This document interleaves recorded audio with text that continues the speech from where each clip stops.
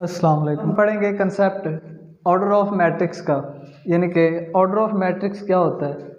तो order of matrix करने से पहले हम इसकी थोड़ी सी डेफिनेशन को देख लेते हैं कि ऑर्डर ऑफ मैट्रिक्स डेफिनेशन के मुताबिक क्या है। वो कहता है the number of rose and columns in a matrix, यानी कि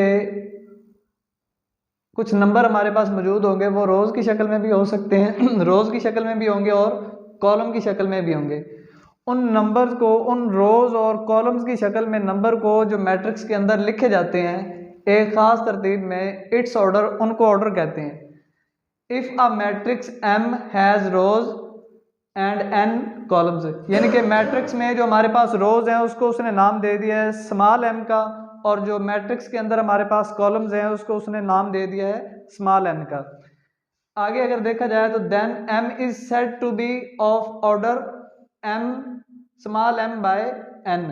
तो एम जो है, कैपिटल एम जो इसने यहाँ पे यूज किया है, ये मैट्रिक्स की नोटेशन है, यानी कि मैट्रिक्स को नाम देने के लिए जो कैपिटल लेटर उसने एम यूज किया है, ये मैट्रिक्स का नाम है। Is said to be of order M by N.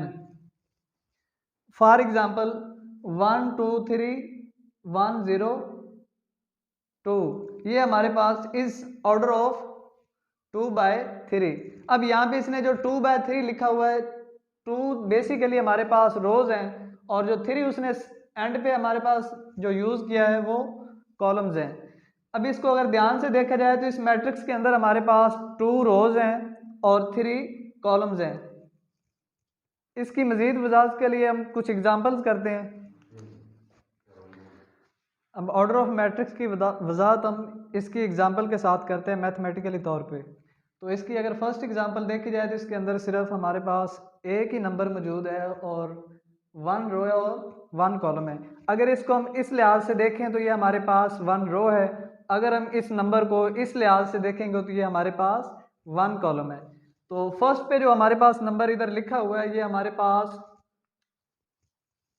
First row है, और जो सेकंड पे हमने नंबर लिखा है ये हमारे पास फर्स्ट कॉलम है।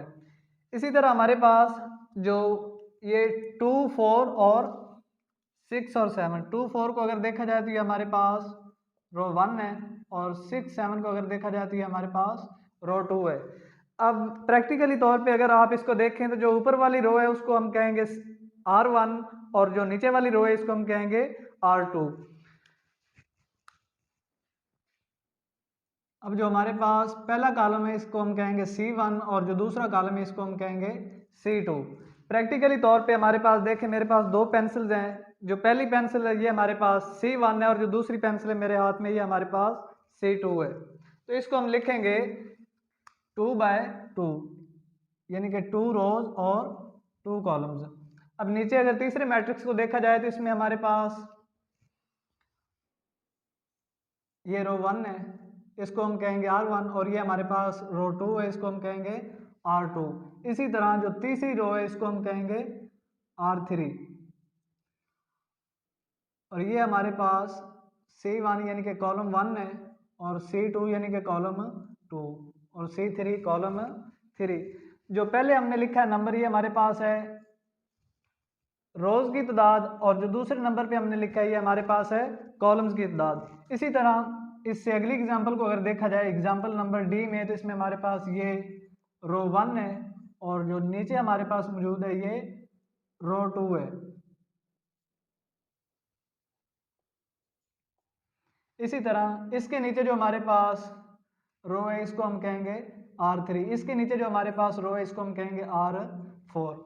इसी तरह इनको आप अगर वर्टिकली तौर पे देखें तो ये हमारे पास जो पहला है इसको हम कहेंगे C1, जो दूसरी हमारे पास मौजूद है इसको हम कहेंगे C2, और जो तीसरे नंबर पे हमारे पास मौजूद है इसको हम कहेंगे C3, और जो चौथे नंबर पे हमारे पास मौजूद है इसको हम कहेंगे C4। पहले जो हमने लिखा है ये हमारे पास रोज की तादाद है, और जो सेकंड पे हमने लिखा है ये हमारे पास कॉलम्स की तादाद है। अब एग्जांपल ई में आ जाते हैं। इसमें हमारे पास बेसिकली देखा जाए तो जो पहली रो है इसको हम कहेंगे सेम उसी तरह R1, और जो दूसरी रो है हम इस कहेंगे R2। तो ये हमारे पास 2 रोज हैं, तो ये हमने इधर पहले इसको मेंशन कर देना है, पहले इसको बता देना है। आगे देखा जाए तो ये हमारे पास C1 है, दूसरा हमारे पास C2 हो जाएगा और तीसरा हमारे पास C3 हो जाएगा। इसको हमने इधर बता देना है एंड पे कि हमारे पास 3 कॉलम्स इस मैट्रिक्स के अंदर मौजूद हैं। अब F को अगर देखा जाए तो इसमें हमारे पास R1 पहला कॉलम और R2 हमारे पास दूसरा कॉलम है, और इसी तरह जो R3 है वो हमारे पास तीसरा कॉलम है। उसको आपने पहले शो कर देना है कि हमारे पास इस मैट्रिक्स के अंदर 3 रोज मौजूद हैं। ये हमारे पास C1 पहला कॉलम और C2 दूसरा कॉलम है। इसको आपने शो कर देना है कि इस मैट्रिक्स के अंदर हमारे पास 2 कॉलम्स मौजूद हैं। इसी तरह नीचे वाली एग्जांपल को देखा जाए तो इसमें हमारे पास पहला ये R1 फर्स्ट रो और R2 सेकंड रो, इसी तरह R3 थर्ड रो। इसको आपने बता देना है कि इस मैट्रिक्स के अंदर हमारे पास रोज जो हैं वो टोटल 3 हैं। अब इसको वर्टिकली तौर पे देखा जाए तो ये हमारे पास C1 first column, C2 second column, C3 third column and C4 four column. और इसको आपने लास्ट में बता देना है आपने कि ये हमारे पास इस मैट्रिक्स के अंदर जो कॉलम है इनकी तादाद हमारे पास 4 है। वस्सलाम।